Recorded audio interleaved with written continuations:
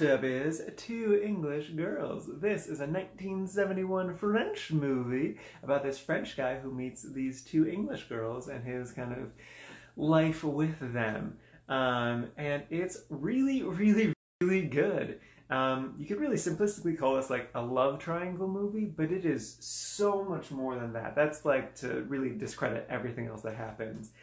Because it really captures like the messiness and the complicatedness of both just like love in general, but just like relationships and emotion and just like it's because like it's also like there's more than just those three people because they like each other at different times and in different ways, but then like there's other people in it too and just like how you react to all the other stuff and it's just it's so freaking good. I really really love this movie. It is based on a novel. This is probably the most this movie was a book movie ever because like they have constant narration throughout the entire thing. And like I was looking at some IMDb reviews of the movie, and people were kind of like being like, "Oh, that narration was just not needed and stuff." And I totally agreed with it at the beginning of the movie. It felt like so much extra stuff, and just like I was like, "Why aren't you just letting us see these scenes rather than just describing these scenes happening?"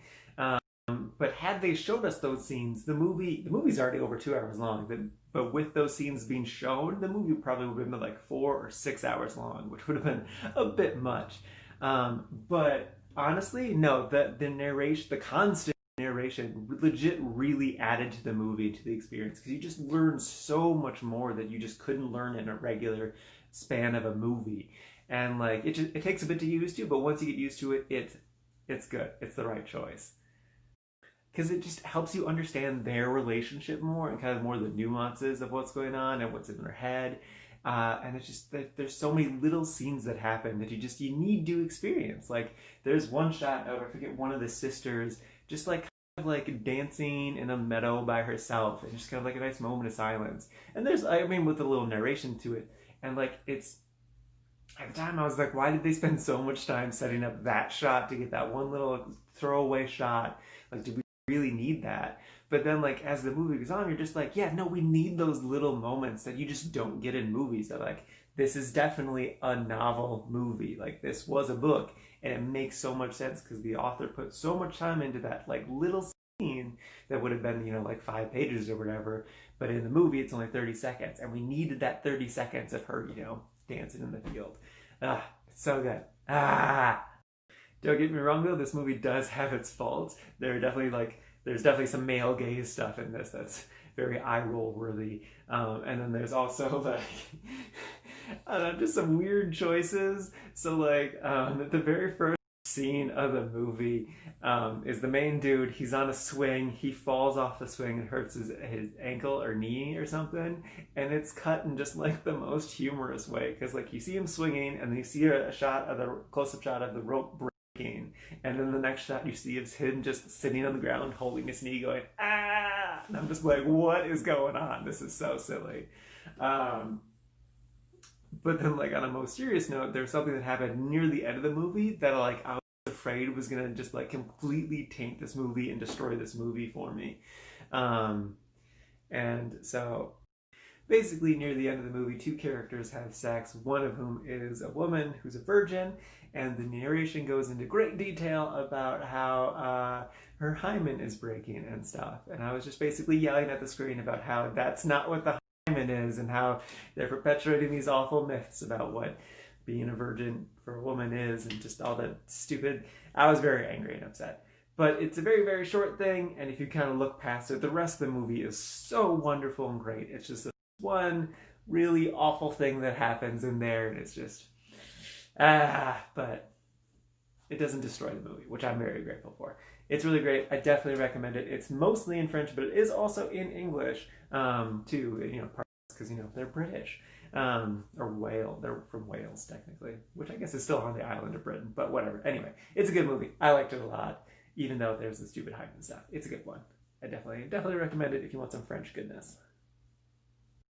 Next up is Hero. This is a 2002 Chinese movie starring Jet Li, Maggie Chun, and Danny Yang. And the basic premise of this is that it's about a an assassination attempt, potentially failed assassination attempt, or maybe it succeeds, on the future emperor of China before it becomes China, because like the dude wants to unite the six kingdoms to become China, or something like that. And yeah, it's a classic. It's a kung fu movie with all the cool like wirework stuff, and all of the fight scenes were incredible. And actually, it's a really beautiful movie too. It's just like it's so gorgeous, like all these different colors and stuff. And color actually is really important to the movie too. There is some wonky CGI that definitely didn't look good on the DVD copy that I watched this movie on.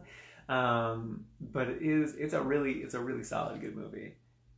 Though like right away there's like some opening text to kind of describe the context of this movie.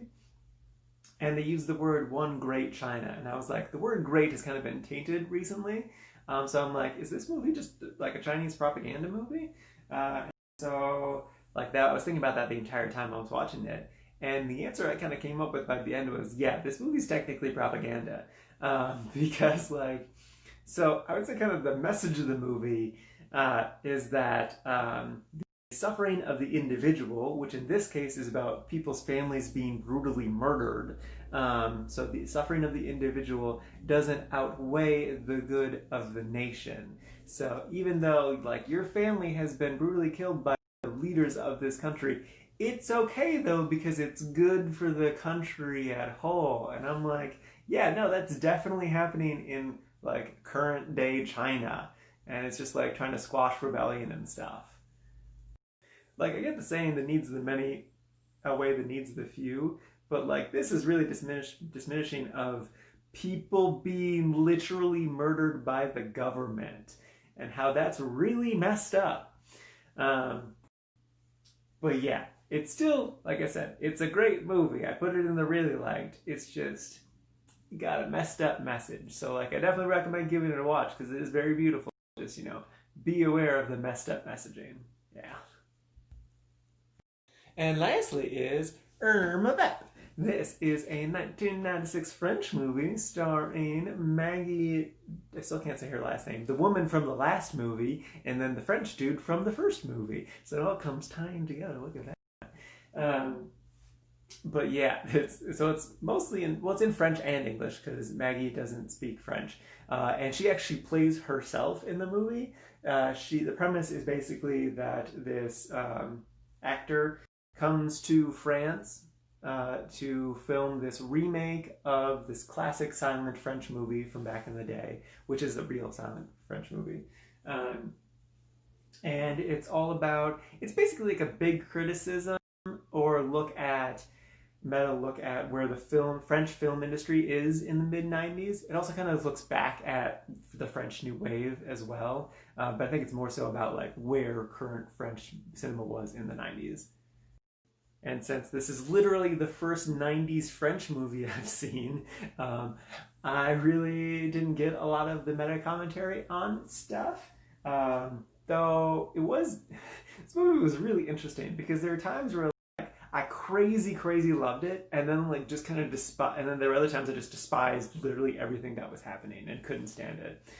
So it was like a real roller coaster of, I guess, emotions. I love the way the movie was shot though, because it's shot just like lots of big continuous takes where like you're really close to people. It really highlights the chaos of like being on a film set and just everyone kind of like running around doing their own thing and then yelling at each other when you're like, I need just as much time as this person or whatever. And it's that was really cool. But then there's other times where like they kind of get more specific about their criticisms of things, and like someone describes Batman Returns as a movie for retards, and I was like, wow, that was a really awful thing to say. I get this is the 90s, but wow, you're a piece of shit. I don't like you anymore.